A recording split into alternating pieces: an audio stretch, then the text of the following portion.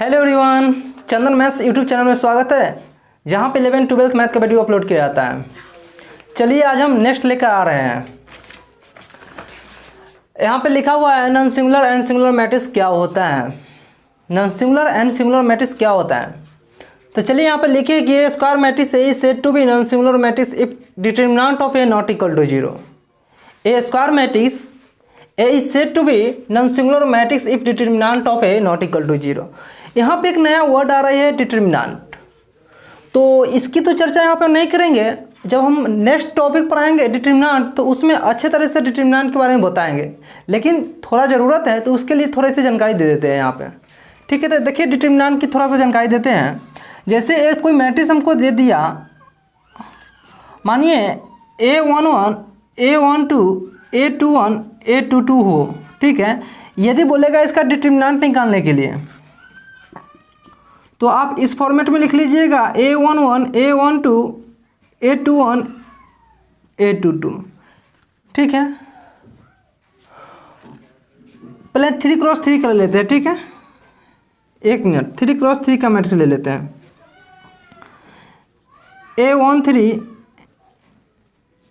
A23 A31 A32 A33। ठीक है, इसका बोलेगा डिटरमिनेंट निकालने के लिए, तो पहले आप इसके फॉर्मेट में लिख लीजिएगा A11 A12 A13 A21 A22 A23। ठीक है, A31 A32 A33। ठीक है, इसका बोलेगा आपको डिटरमिनेंट निकालने के लिए, तो आप क्या कीजिएगा A11 लिखिएगा, उसके बाद इसको छोड़िएगा, इसको छोड़िएगा, इस दोनों को लिख लीजिएगा, तो क्या होगा A22 A23 A32 और A33। ठीक है, फिर यहाँ पे प्लस माइनस प्लस करेंगे, फिर माइनस करेंगे तो क्या होगा A12। ठीक है, इसको छोड़ेंगे और इसको छोड़ेंगे तो क्या बचेगा A21 A31 A23 और A33। ठीक है, A33। ठीक है, और फिर इसमें करेंगे प्लस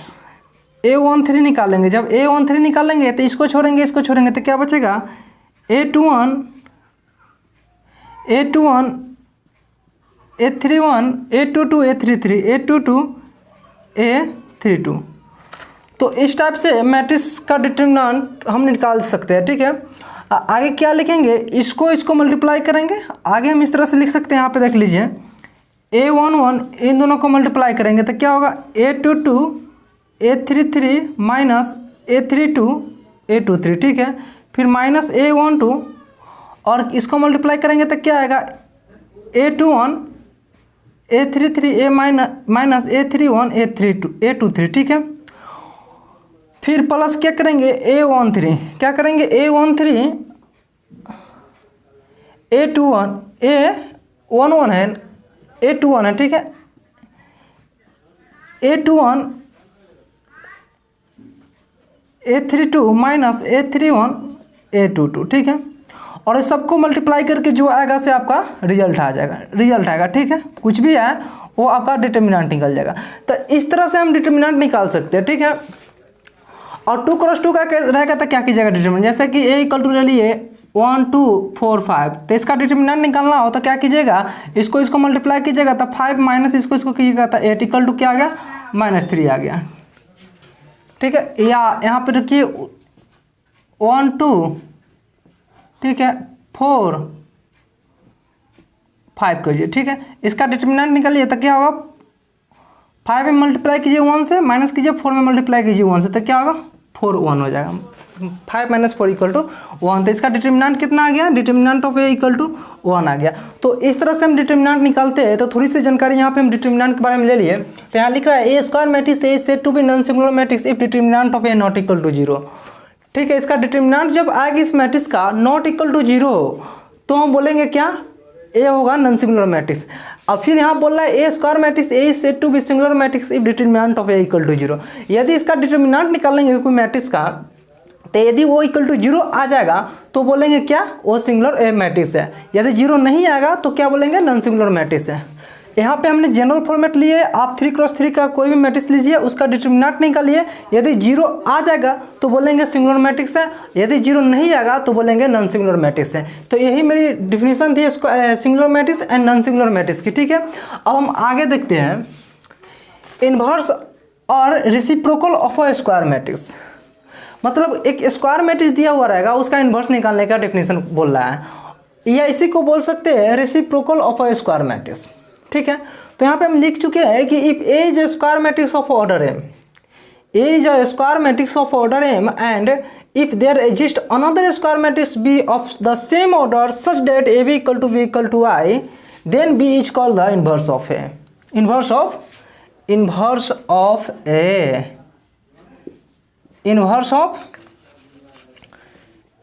Inverse of A. यहाँ पे लिखा हुआ है कि if A is a square matrix of order M and if there exists another square matrix B of the same order such that AB equal to B equal to I, then B is called the inverse of A. बोल रहा है क्या, एक square matrix लेंगे, ठीक है, एक another square matrix be exist करता है जो कि सेम ऑर्डर का होता है, जो ऑर्डर एम का है वही ऑर्डर बी का है, इस प्रकार से कि A B equal to B equal to I हो, तब हम बोल सकते हैं कि B is called the inverse of A. B is called the inverse of A. तो इन्वर्स का कुछ ऐसा डिफिनीशन होता है। डिफिनीशन यही है कि हम क्या करेंगे कि स्क्वायर मैट्रिक्स लेंगे एम ऑर्डर का, ठीक है, और क्या करेंगे एक अनदर स्क्वायर मैट्रिक्स एग्जिस्ट करेगा सेम ऑर्डर का, जो ऑर्डर ए का है वही ऑर्डर बी का होना चाहिए, और इस प्रकार से होना चाहिए कि जब ए बी का प्रोडक्ट करेंगे तो ए बी का प्रोडक्ट एंड बी ए का प्रोडक्ट इक्वल होनी चाहिए, वो इक्वल होना चाहिए आइडेंटिटी मैट्रिक्स के। A B equal to B A equal to I होगा, तब हम बोलेंगे B is called the inverse of A या A is called the inverse of A. तो इन्वर्स का कुछ ऐसा डिफिनीशन हुआ, ठीक है। अब हम देखते हैं इस पर कुछ एग्जांपल लेके, ठीक है। तो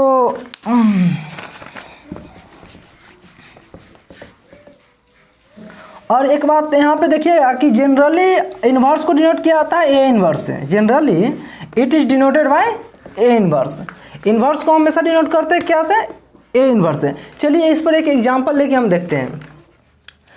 ए इक्वल टू लिए थे यहाँ पे देखिएगा 2 3, ठीक है, 1 2 2 3 1 2 एंड बी इक्वल टू लिया था हमने 2 2 -3 -1 2, ठीक है। तो क्या करेंगे, सबसे पहले ए निकालेंगे, ठीक है, सबसे पहले ए बी निकालेंगे। तो ए बी निकालेंगे तो ए बी का मतलब क्या होता है, दोनों का प्रोडक्ट करना है। तो 2 3 1 2, ठीक है, 2 -3 -1 2, ठीक है, इन दोनों का प्रोडक्ट करना है भाई, ठीक है।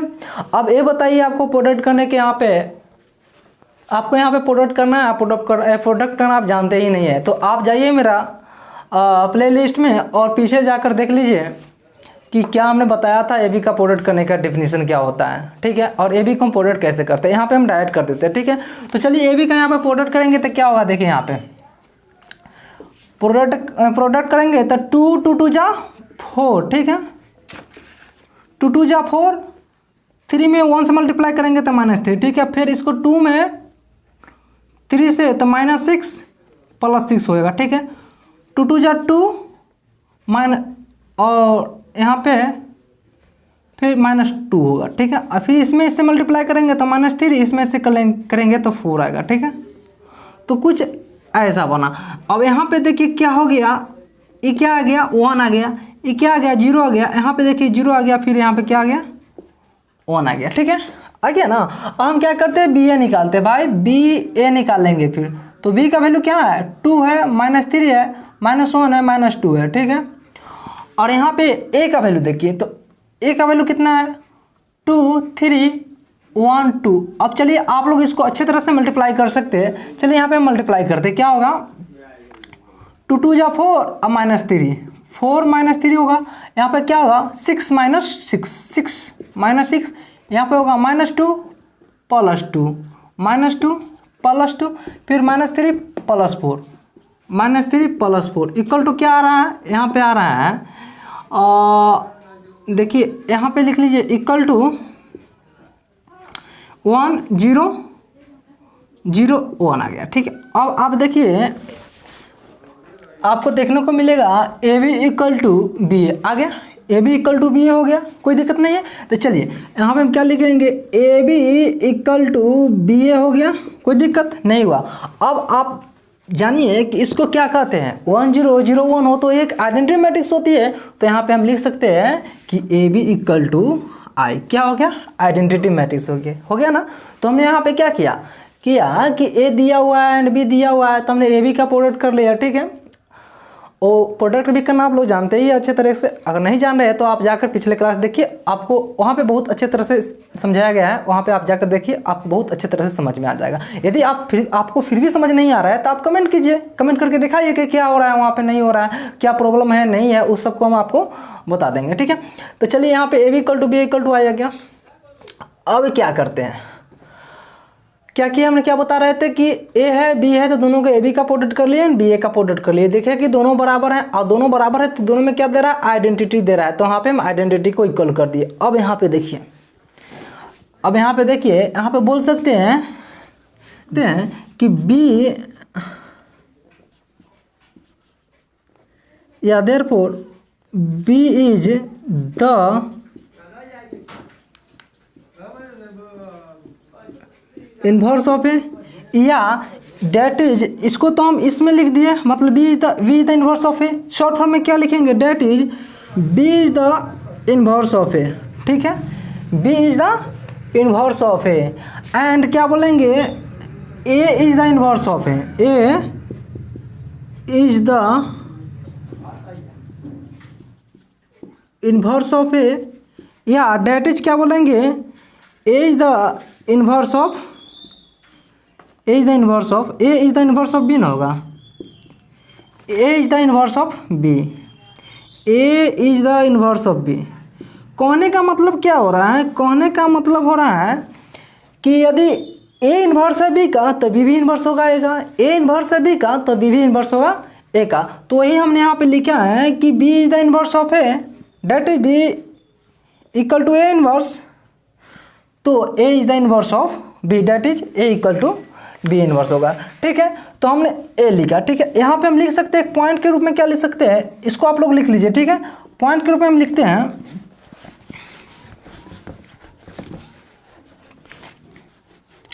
पॉइंट पे लिख लीजिएगा, if B is the inverse of A, then